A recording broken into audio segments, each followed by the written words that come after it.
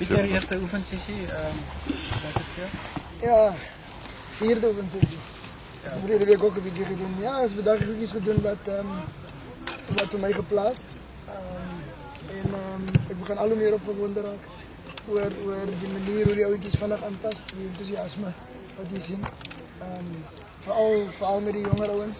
Dat maakt ons als John gewoon een grote punt in stap en ik geniet het. Als verleden week gepraat over samenspel, dat die een grote bekommernis is, die je helemaal vorderen en dan. Definitief was verleden week omtrent 3 dagen gebruik om daar aandacht te geven. Je kunt zien dat we vandaag weer hetzelfde gedaan hebben. Stap je goed hier, ze beginnen ook elkaar zijn schouders lees, leeftaal lees. Ja, ik denk dat het begint mooi. Coach, could I ask you to just repeat that in English, please? S'il vous plaît. Which one now? The second one. I think the cohesion is coming good. We worked a lot last week on getting them to understand each other. Today we did the same thing. We walked through a lot of stuff to understand each other's body language, and yeah, I'm very. How big has been the disruption of injuries on what you had planned initially for the tri-national? Yeah, you know, there's a saying: whenever you look back, you need to go in that direction. I want to look forward now.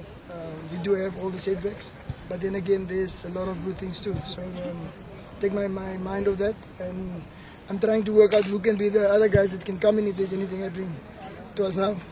Gerard's the only guy who's not here. When are you expecting him to join up with the boys? Oh, Gerard is with us at the moment. He's with us. He's also leaving to go play in France, and he's got other off-field duties to do this morning. But he will be back with the team tomorrow. Peter, when do you expect Heinrich Broussard to take part in training? Well, we only courses with Heinrich Broussard. Every time that Heinrich was injured, they pushed him back too early. Yeah, I think we also did the same last week. So yeah, we'd rather be over courses with him. He's a valuable player going forward, and we can't let him rest enough. Will he be able to play overseas though? I hope so. I really hope so, but I won't push him. I will really not push him because he's to us. He's one of those players that you build your team around. Peter, a lot of people are talking about a B team, but if you look at the quality of the guys you've got here, and quite a couple of experienced guys as well, you must be quite happy about the depth that you've got. Yeah, the same people who's talking about the B team is the people who say I must drop the A team because they're not good enough. Now the A team is here, I say they're the B team. So I don't know what they want. To me, this is the Springbok team that are going to compete. We are serious to become number one in the world again. If you can do that before the World Cup, it will be brilliant. Peter, on that line, were you surprised at the reaction in Australia that was saying it can't possibly be the best team? Well, I don't read the papers, I don't know what the reaction is in Australia. I don't care about what's happening in Australia. For me, this is the people that need to be happy. The people that we do all this hard work for. All the sacrifices is for this country. So whatever everybody say out there that make them up happy, I don't have a problem. Peter, are you any closer on CJ and Dion Miller? Yeah, CJ actually surprised me. He came good yesterday morning, 7 o'clock when we trained. He went through all those hard stuff and today again. So yeah, one more session tomorrow and then we'll make a decision. And the same with Jan tomorrow as well? No, Johan is part of the group already. You all know that. And yeah, it's only CJ. Peter, wat is jou grootste uitdaging op die oorseese toer vir die eerste oorseese skop van hierdie nasies? Ja, er is baie uitdagings nee. As ons hierdie ouens sover kan kry om die goedere mense kan beheer nie. Baie kalm te beheer. Dan dink ek is ons daar.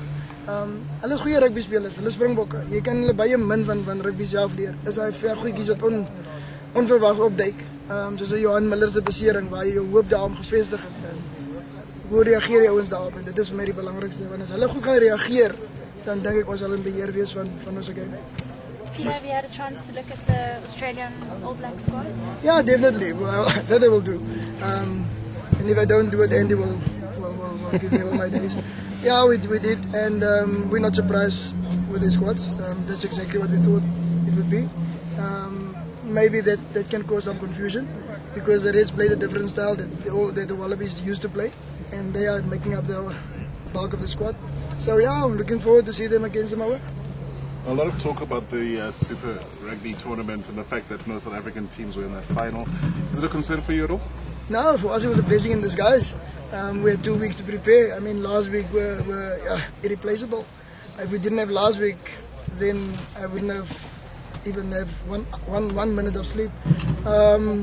We take all the good that happened to us, and we ignore that the maybes and the buts. Coach, just a couple of the uncapped guys were on the end of the year tour for the Barbarians game. How valuable was that in getting them into the setup in November already?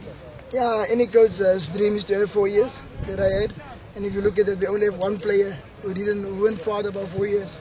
I think we made the right choices. I hope so.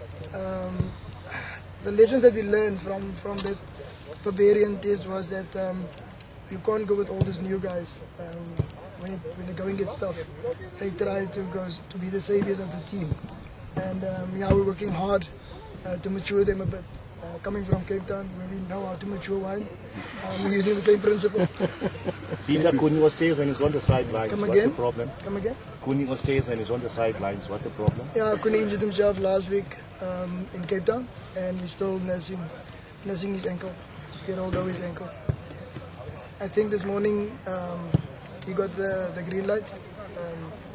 I tested him, and he did well there. Two more guys. How difficult is it going to be to get this group down to a 15? Have you got 15 in your mind yet? How difficult it's going to be to get the 49 guy down to 30. These guys are so excited, and I will judge them on their rugby. I will judge them on their work rate. I will judge them on all the little things that we put in place. If they do it well and they do it better than the other guys, then I've got a real problem. And then I said again, there's no guarantees. The guys that are injured, they're only injured. There's no guarantees that they will be in the side. But it will put immense pressure on all of them. So I'm really excited. I'm really excited to take these guys overseas. And yeah, the worst part of the job is exactly that, to tell a guy you're not playing. Does it make motivation easier for you that these guys are all fighting for something World Cup around the corner? Yeah, you know, if you're at this level and you're not motivated to do good and to work hard and to put in the extra hard yards, especially now that we do have the time, then there's something wrong with you. And then I normally drop you. Because, and I always say to them, if you've been dropped for rugby reasons, then you've done well. If you've been dropped for non-rugby reasons, there's something wrong with your character. So all of them are really working very hard. Thank you, guys. Thank you. Thank you, man.